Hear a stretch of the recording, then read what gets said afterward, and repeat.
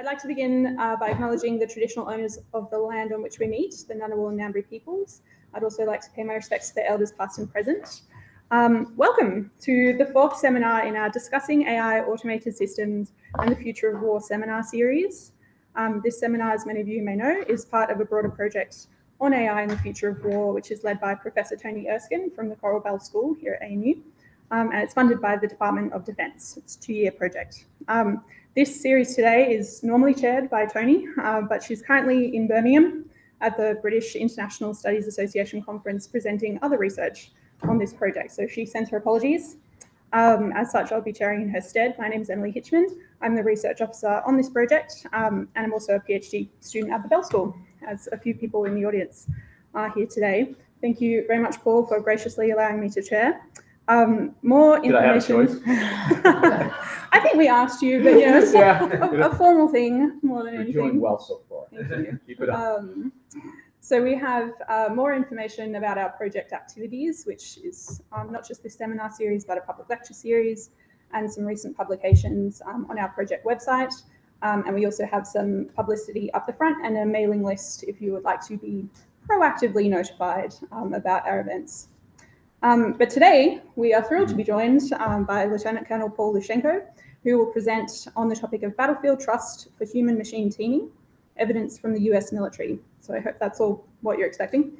That's what we're here today to talk about. So Dr. Lushenko is an assistant professor and director of special operations at the US Army War College. In addition, he is a Council on Foreign Relations term member, senior fellow at Cornell University's Tech Policy Institute, non-resident expert at regulating AI, and adjunct research lecturer at Charles Sturt University. Paul is also the co-editor of Drones and Global Order, Implications of Remote Warfare for International Society, published 2022, which is the first book to systematically study the implications of drone warfare on global politics. And he is also the co-author of The Legitimacy of Drone Warfare, Evaluating Public Perceptions, published this year, 2024, which examines public perceptions of the legitimacy of drones and how this affects countries' policies on and the global governance of drone warfare. Quite a full dance card there, Paul. So thank you for joining us today. So Paul will speak for 30 to 35 minutes, after which there'll be time for questions. For everyone's awareness, the presentation substantively will be recorded, but the Q&A will not. So please feel free to ask anything that pops into your head. With that, I'll hand over to Paul. Thank you. Well, thank you so much for being a gracious and articulate host so far. Thank you. All right. Look, it's really a pleasure to be here. And I'm going to switch it up a little bit. I realize this is a seminar format. Most speakers choose to sit at the head of the table, maybe for positional authority. I've just flown 36 hours across the United States from lovely Pennsylvania, and I sat on a flight for 15 hours. So I'd rather stand, if that's okay. You know, the other thing, too, is that you can't actually be from the Army War College in the U.S. military without giving a PowerPoint presentation. So we're going to have a verbal voiceover on PowerPoint presentations. But in all seriousness, it's really a great thing to be back here in Australia, frankly, a home away from home for my family and me. I was once a graduate student at APCD and the Coral Bell School, I guess we're calling it right now, and have fond memories of living here at the time in Bengal and contributing in a small way to the discourse surrounding, at the time, the pivot and rebalance. And on top of that, I've made some close mates, and Levi and others in this room who've been very gracious in welcoming into the academic community here. And so thank you for those who I do know and I don't know for being here today. So why are we here? Well, I study, as you would have seen from the biography or heard from the biography, drone warfare, which in itself is a contestable topic.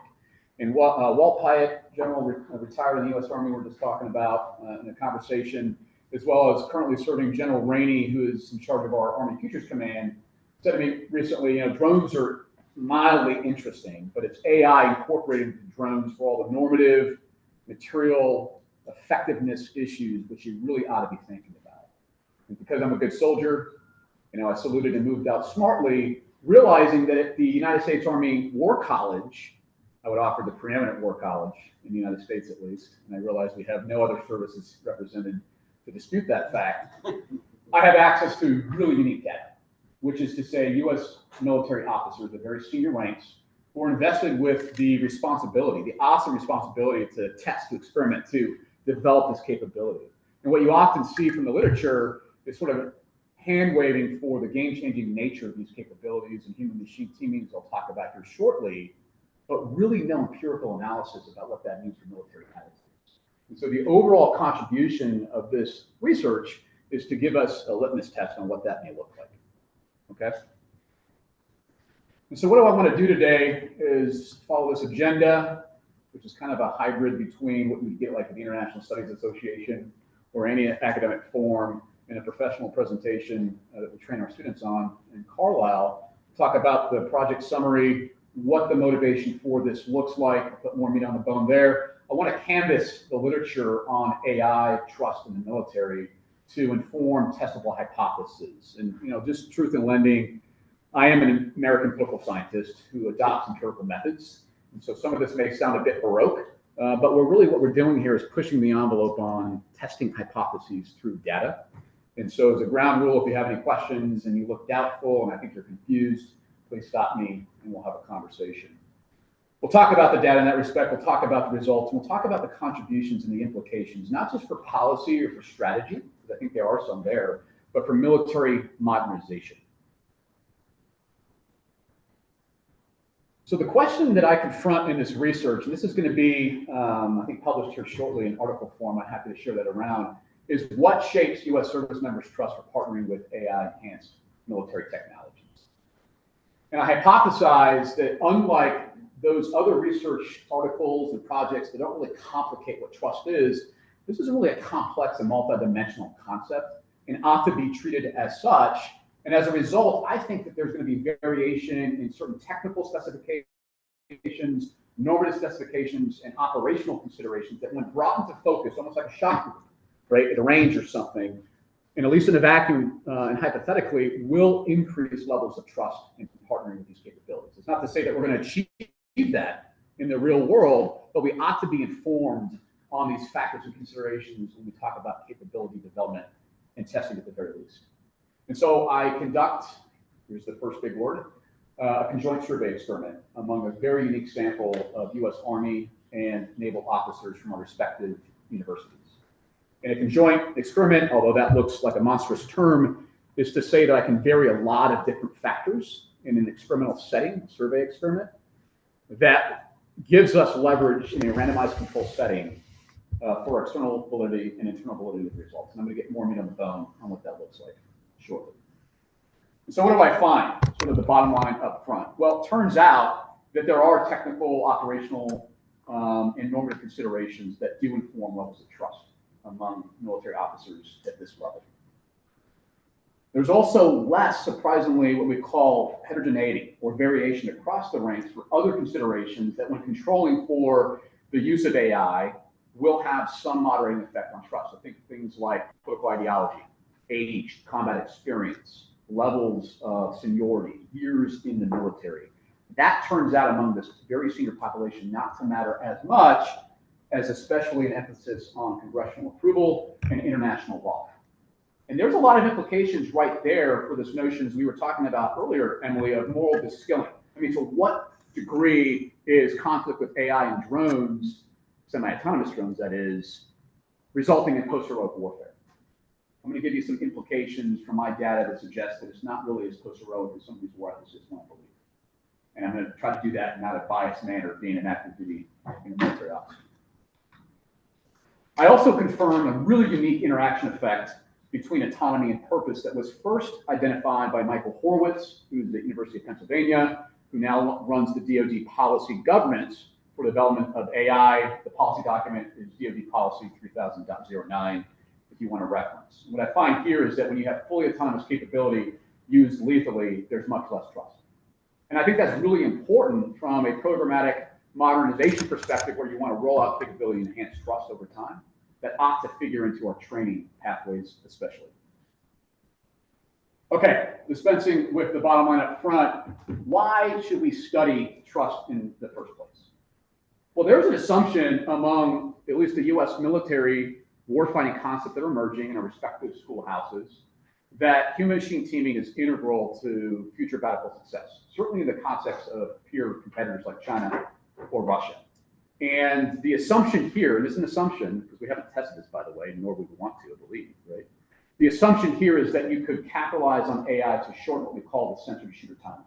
That we can identify a target quicker than an adversary, apply an effect, lethal or non-lethal, and in doing so, maintain our lethal overmatch. And this is the comparative advantage that we see. And you only have to look so far as our defense officials and our industry tycoons and our consultants, some of which who have serious conflicts of interest, to see how baked in this assumption is to AI.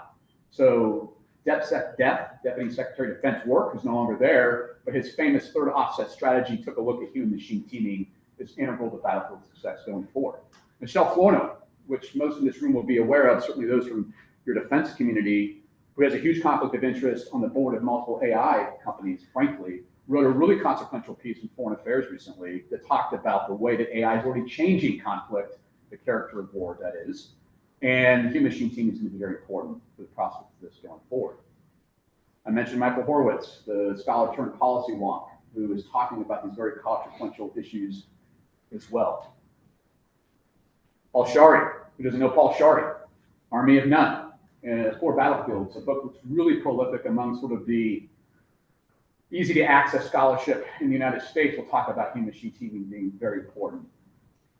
Neil Ryan will talk about human-machine teaming. And by the way, having read a lot of this literature, all of the literature, he's really the one that thinks about this most empirically and makes the recommendation we ought to study it empirically as well. I really appreciate his contributions to the literature. And then finally, I mentioned General Rainey before. He's talked about human-machine integration versus human-machine teaming being integral to future battlefield success against China and Russia. Now, I will mention China and Russia because our national security strategy, our defense strategy, tells us that that's important as well. China is our pacing threat, and Russia is our acute threat. That's a quote from the most recent national security strategy. I would imagine that there's some opinions in this room on that as well. So, having justified why trust is important to study in the first place, and I'll define that term specifically here shortly, one thing that we have to contend with is that we are talking about a hierarchical organization where following orders matters. So do officers, not least to mention non-commissioned officers or soldiers, actually have a choice in the first place? I mean, when you're told to do something that's not illegal, immoral, and ethical, do you have any agency to say, I don't want to do it? And while I think that this is an important consideration, we have to understand that officers and soldiers alike do have a certain degree of agency to train, to experiment, to prototype with these capabilities. I mean, ergonomics is a meaningful thing when it comes to capability development. For that reason, I think it's important to study attitudes among soldiers. The other thing is that we could get this wrong. In one of the lectures that I give around the world, my key takeaway for people is I think we're putting the cart before the horse in terms of AI and not testing and experimenting enough, especially at the soldier level. And there is a line of reasoning, although we think about innovation as being a demonstrable good, right? There's a line of reason that there could actually be perverse outcomes from innovation if you don't get it right. And so I tap into the literature of a colleague, and I hate to say this, the Naval War College, right? Who talks about the sort of perverse outcomes of innovation in terms of this theory of harmful innovation, where in this case, his causal mechanisms consist of sort of a commitment resource gap, you have desperation, this is his story, you have flawed innovation process, and you have combat ineffectiveness. And so what that looks like on the battlefield is that you could actually have AI developed that doesn't give you lethal overmatch, it doesn't give you sensor-to-shooter comparative advantages. You're actually in the position that you're trying to prevent in the first place. And I think baked into there are things that people in this room are familiar with in terms of automation bias as well. Nevertheless, I think it's important to study military attitudes of trust because I think it communicates directly with the potential perverse outcomes of innovation as well, which we often don't think about. Draw an analogy with international relations theory, bad norms versus good norms. It's mostly a focus on good norms. Okay, so assuming I haven't bastardized that, what does the literature tell us? Because I'm an American political scientist, again, so I'm looking for literature to draw hypotheses from. What does the literature tell us about trust in the context of AI on the battlefield? Turns out it doesn't tell us much, right? So there are some studies within the drone warfare space from my colleague at MIT, Eric Lynn Greenberg, and Jacqueline Schneider and Julie McDonald that take a look at things like Air Force J-tanks, who are responsible for around integration of lethal effects, right? What they think about trusting a drone versus a manned platform when there's high risk to force. But besides that, there's not much literature on this concept of trust, which I define as an expectation that a capability is going to be used as advertised based upon shared goals.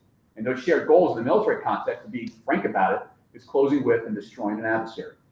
That is much different in terms of trust than a political definition, which is based upon perceptions of rightfulness over time. Can you repeat that for me? Go out of the Trust. My trust. Your trust. It's expectation. This is born from a lot of sort of social techno research. It's expectations that a capability is going to be used as advertised. And that use as advertised, I think, is domain specific. So if you're on the operating table and you have automated, machinery, I mean, you want to live, you want to have something cut out, whatever it may be, in the context of a conflict that looks drastically different and closing with and destroying something. Sorry, or when you say used, you actually mean for form. That's right. Yes, sir. Okay, so having said that, I draw upon 20 years of research in drone warfare, and this literature is massive, right? To come up with 9 different intuitions, if you will, and I'm going to walk through these briefly.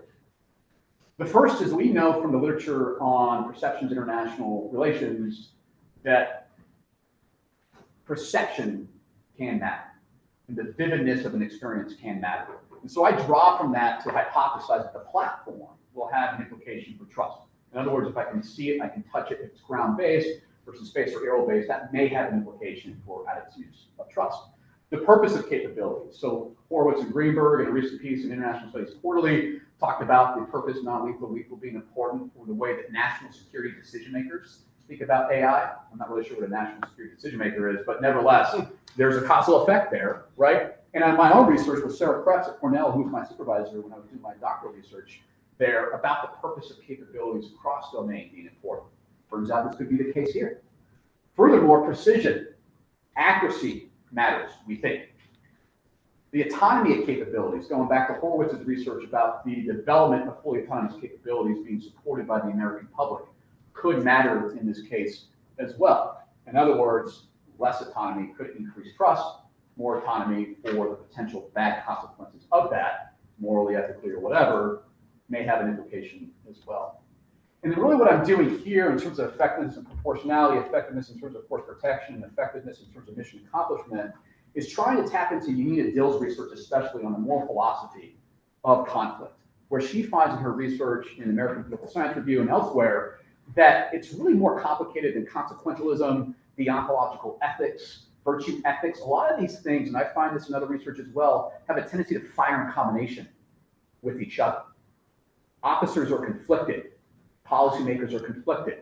On the one hand, there's a principle of unnecessary risk that Bradley Strauser talks about, again, at the Naval Postgraduate School. We have an obligation to use these capabilities. On the other hand, we have to do so in such a way which is proportional to reduce the potential for civilian casualties, because in my own research, what I find, I think this is consistent with 20 years of research and practical experience, civilian casualties have a serious, if not the most important, shaping effect for perceptions of legitimacy with these capabilities. And then finally, regulatory oversight and other adopters. Why? Start with the latter. There's a perception floating around this AI euphoria, at least in the Beltway in DC, that we're in an AI arms race. And that may appear to be the case. But arms races, conceptually at least, have a very particular definition. It's tit for tat, spending 5-6 percentage points above the norm, above the mean.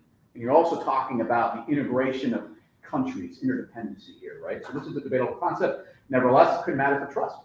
And then finally, regulatory oversight. At the level we're talking about in terms of these officers, we're exposed to international humanitarian law.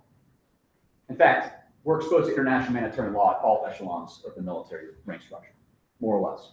So it turns out this may actually be a case in this context as well, right? To have an understanding of who's in bello, who's ad bellum, may have probably butchered, Latin. Perfect. That's right. May have an implication for these attitudes as well. Okay. So we're talking about the theory building. At this point, I take a look at these attributes right here. These correlate with what I just told you. And these are levels within these attributes. And it's really important you understand this slide in particular. This is the backdrop for the survey experiment that I adopt. The bottom line here is I write a scenario, which I'll show to you, that has all of this in it, but then these levels will vary. When you do the math, and I'll show you in a second, you get something like 120,000 possible randomized scenarios, which is really incredible for causal inference purposes, bias management purposes as well. Nevertheless, and it's hard to see, you can turn around and take a look as well, these check marks are associated with those levels within the attribute that I think are going to have the most pronounced effect on trust, and in a positive direction as well. So I'll give you one or two examples. I think, for instance, that if officers are told China and Russia, due to other adopters in its arms race criteria, if they're told that they're adopting, that may increase levels of trust compared to when others are adopting. Another example, I think when we have high levels of civilian deaths, we're likely going to have less trust. When we have low numbers, more trust, so on and so forth. Okay, with the theory building out of the way, let's talk about the method very, very briefly. So what I do is I take those attributes and those levels and I concretely vary those. I deliberately vary them. Here's the math, 120,000 possible scenarios, which does a lot for bias mitigation, causal inference, if you believe the assumptions surrounding statistics. The dependent variable is trust, back to that definition, on a 1 to 5 Likert scale, 1 being low, 5 being high. Standard demographic variables, plus all those instrumental, operational, and experiential factors I talked about, years of service, type of service, combat deployment, have you been shot at or not, that kind of stuff. And the methods I use, not to belabor the point, and I'll show you slides here, is its marginal means. It's essentially the average across one of those attribute levels. I take a look at the statistical significance of that as well, and simple t-test, differences of means, bread and butter for survey experiments. And I run a lot of what we call robustness checks, just to triangulate different types of results to give us some sense and confidence that these results are meaningful. You may be asking what the scenario looks like. There it is, very quick. I'll allow you to read that. While you're reading it, everybody is given this block. What changes randomly across 120 or so possible scenarios is just this portion right here. And because sample is everything, this type of research, here's the sample. Truth in lending, the N was fairly low, or just shy of 100. And that's a big deal when you talk about survey experiments where you need statistical power, you need more observations. The benefit of this sort of conjoint survey experiment is that I'm asking respondents multiple times, in fact, 9 times, which increases the level of observations up to something like 1,000. And that's one of the benefits of using conjoints in the first place. You can have a lower absolute number of observations, respondents, but increase because it's called a within sample. And you're shaking your head, and knowing you, that's a good thing. So I've got one of you. So what do the results show?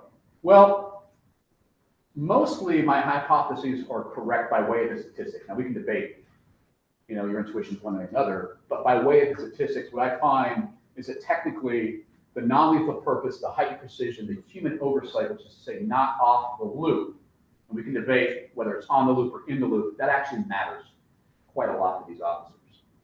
Additionally, there is a conflicted set of moral philosophies that govern the adoption and the potential use of these capabilities, which I think is really important to dialogue with war ethicists who talk about moral reskilling. So what that looks like is an interest especially in proportional use of these capabilities.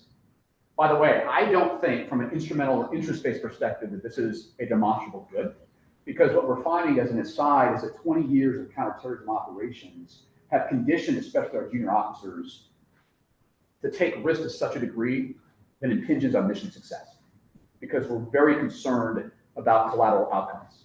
And we should be, but in the context of COIN vis-a-vis HIC or high-intensity conflict, that could be problematic, and I'm happy to talk about that shortly. And then international regulatory oversight really matters for these officers. So norm building at the 05, 06 level and awareness of that lieutenant colonel and colonel level is really important to the way that these capabilities are used and the way that these officers trust the capability or not. I find a really interesting interaction effect that reinforces what Horwitz found previously, which is on purpose and autonomy. And I also find that effectiveness and contribution can work together in really interesting ways, that regardless of contribution, when we have something around 20 to 22 civilian deaths in this sort of hypothetical environment, you'll have reduction in trust. So there's an interest in distinction and proportionality in the battlefield. And then furthermore, when we talk about liability to be harmed, which is one of those martial virtues, right? What I find is that soldiers will take a look at the outcome for force protection, and only under high contribution and this level of protection of soldiers will they trust capability. So in other words, there's an assumption of risk that officers are assuming, which I think should hearten us all, because this is how they're trained in our schoolhouses, to be aware of the liability to be harmed on the battlefield.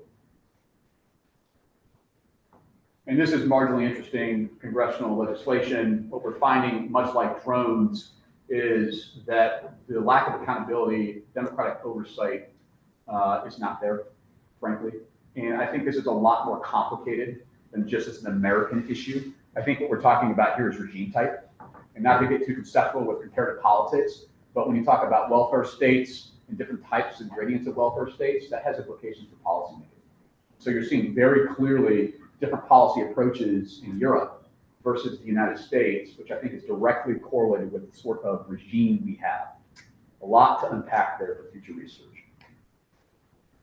All right, let me just quickly walk through, because I'm conscious of time and I want some questions and challenges here. What does this look like graphically? That looks like a busy chart. Again, you can look behind you. This is nothing more than those attributes and those levels within on sort of a reprogrammed scale of not 1 to 5, but 0 to 1, just for interpretation purposes. And what you see in the dots here at one of these attribute levels is simply the mean, the average. And then that band, that horizontal bar, is sort of, you consider that the error variance. And you see very clearly here a couple of things, right? So one is the moral considerations on distinction and proportionality, especially for civilians, right? Autonomy being very important with mixed initiative, the ability to toggle on and off, right? Friendly force protection being very, very important.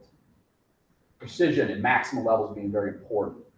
Non-lethal capability being very important, trust, and then regulation. And so what you're seeing here is that trust is really complicated and multidimensional. And again, we may not design the system and the doctrine to replicate this, but this ought to inform how we think about trust and training.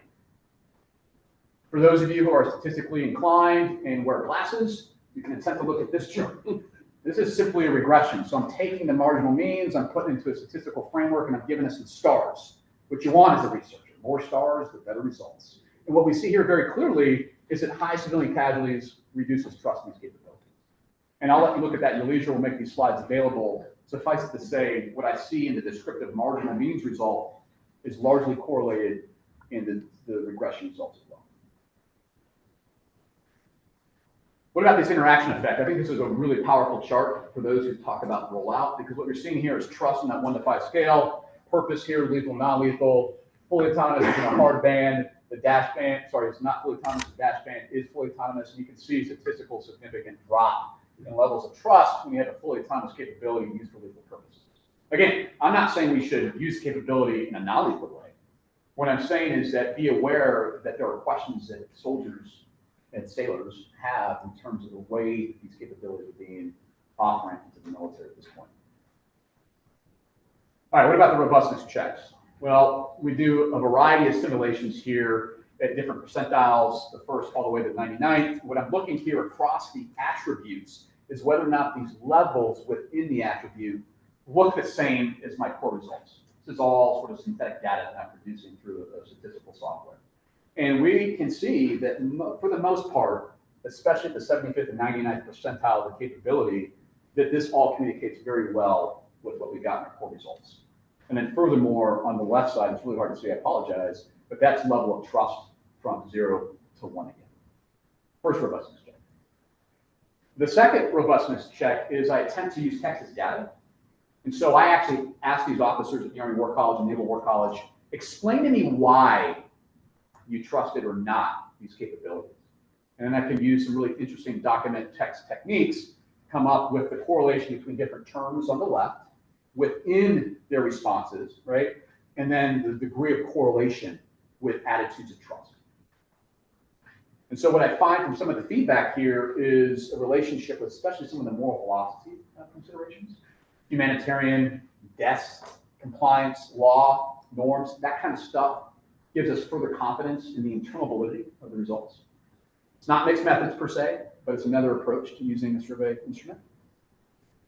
Can't see this, but this is really, really important, right? So there's emerging research from Harvard University, from Peter King and others, and you know KKB from your methods class, that because we're doing a within subject design, survey design, where we're asking multiple questions from these scenarios that are randomized, you could have within that a lot of error. There's potential for bias. The question is, how do you account for what we call intra-respondent bias or measurement error? And you actually can do it in a very simple way. I just hard code, you know, the first scenario and the last scenario. So now it's 1 in 11. And I find a percent agreement between trust outcomes. And it turns out that it's really, really high. It's like 95%. That these people are answering in a way you would expect them to based upon their other answers. Let me say that very clearly. You can ask the same question, the first scenario and the last scenario, figure out the degree of sort of correspondence on attitudes, and that gives you your reliability rating. It's very high in this case. It's like 95%, which is really helpful because most conjoint survey designs have something around like a 70 or 80. And so small n, large observations, higher inter-response reliability rate could be a good thing. And then finally, I also take a look at attentiveness. You'll have to trust me on this, but for slow people, those who finish the survey slow, more than 10 minutes, those who finish it fast, less than 1 minute. I mean, that's crazy. Some people do that though, and they get paid for this. It's their job, right? A quarter for a survey, I guess. We can cut them out of the pool, and you can see the results look the same. Some changes here or there, but generally the same. Okay, so what's the contributions and implications from my humble foxhole here? Well, I think first and foremost, this is a really unique data set. And we're capitalizing on our position at the U.S. Army War College to present this data and give us a proxy for military attitudes in ways that have never been done. Right, so for the most part, when you talk about survey experiments in the military space, you adopt like a snowballing technique. Like I go to LinkedIn, I've done this before, it's not really, you know, it's hard because you have to like follow up, but like you go to LinkedIn, you send all your contacts that you take. I think you may have taken my survey at one point. Not this one. I wouldn't want you on this one. But, you know, so people, they do that, right? But there's a validity issue with that. This is a unique data set first and foremost. The other thing too is this, at first, as I can tell, and you'll have to check me here, you have the grant, I don't, but I think this is the first substantive evidence of trust among the military that I've seen. Now, it's not to say that there hasn't been other studies in Australia, especially when we talk cross-nationally. I mean, Jay Gallant and others have done a lot of research among advocates, but in an empirical way, we haven't done that. We're doing more focus groups, which is great, but combining the two is even better. Methodologically, inter-respondent reliability, these other techniques, these are relatively innovative. What about research implications? Well, I think we need to do more. We got to put these results under more stress. You know, I only studied the use of AI technologies in the context of a war between like the United States and China. What happens when we vary the type of conflict across the competition continuum? Irregular warfare, where you study Levi, all the way up to different types of nuclear weapons even. What about the munition? I didn't talk about munition. I just said, hey, it stops May I. Everybody wants it. What do you think about it? And then the target and the intersectionality of the target. In other research, I'm studying the extent to which U.S. public opinion is racialized for drone strikes. I mean, think about that for a second. But race is only one proxy for what we call signature-based targeting. Another proxy is gender. Another proxy is age. What happens when you bring all that together? What are dispositions and preferences? What's the implication there? What about this? Junior officers. Are they digital natives? I got 3 girls at home, 11, 9, and 7. I mean, and I know a lot of people in this room have kids as well. You know, were a kid at one point with your parents. I mean, think about the way they're using these technologies in this day and age. I didn't get my first cell phone until I was a sophomore cadet at West Point. My daughter begs me for a cell phone every day. And grandma usually capitulates. But when I see it, I take it away. So the point is, are they digital natives? Are they just going to have a predisposition to being more trusting? We got to know that. And I've done this study, and I'm happy to talk about that. The results are really intriguing and not what you would expect. Generalized building. I was talking to you, sir, recently. What's the cross-national implications of this study? I studied the United States. I mean, the United States has got a big budget to research this stuff, to develop capability, but it's only one country. And there's also an interoperability issue with this as well. I mean, coalition warfare allies and partners, despite what you hear from some political officials, they matter. And if we can't get it right in more sort of like arcane systems, Five Eyes we talked about, intelligence sharing, what makes us think we're going to get it right here? And on top of that, all the human dimension stuff and trust. What are the policy implications briefly? One is I think we have to temper expectations. I actually adopted John Lindsay's perspective from Georgia Tech. He studies a lot more of these issues than I do. I'm just dabbling in it right now. He tells us we have to be prepared to be disappointed by AI. I'm on the record at a recent podcast of Beyond War College. You can take a look at the Strategic Studies Institute with Robert Sparrow from a national university. He makes a great point that automation bias and not trusting the capabilities, two sides of the coin, could really stifle the intended effect in the first place, which is that sensor-to-shooter timeline. Test and experimentation. So align concepts with doctrine with experimentation and modernization. We have this backwards right now. Our concepts talk about trust being, a human machine team being very integral. We haven't studied it. And we're building doctrine right now. And I think we have to try to calibrate these in different ways at this point, at least in part based upon the results. And then the final thing is what I find among officers, again, which dialogues with war ethicists, at least at the senior level of officers, is that laws and norms actually matter. And, this is, maybe it sounds a bit self-evident, but I read the literature a lot, and there's a real question, again, about moral reskilling, about post-heroic warfare, and so on and so forth. I mean, Christian Enemark, for instance, was here many, many years ago to talk about this, right? And I think it's an important thing to debate. But where the rubber meets the road, where people are making life and death decisions, at least on the face of it, it matters. Doesn't mean it can't go wrong. We can take a look at Israel and talk about that, Lavender, where's daddy, and so forth. You want to get in that conversation. But nevertheless, this matters as a backdrop for these capabilities. So, in short, this project's about trust among military, or a very consequential concept of human-machine teaming. It takes a first stab. It's probably not right, but that's what brings us here today, so we can debate it. And I really appreciate your attention. We have plenty of time for questions. We sure do. Thank you very much, Paul. Yep.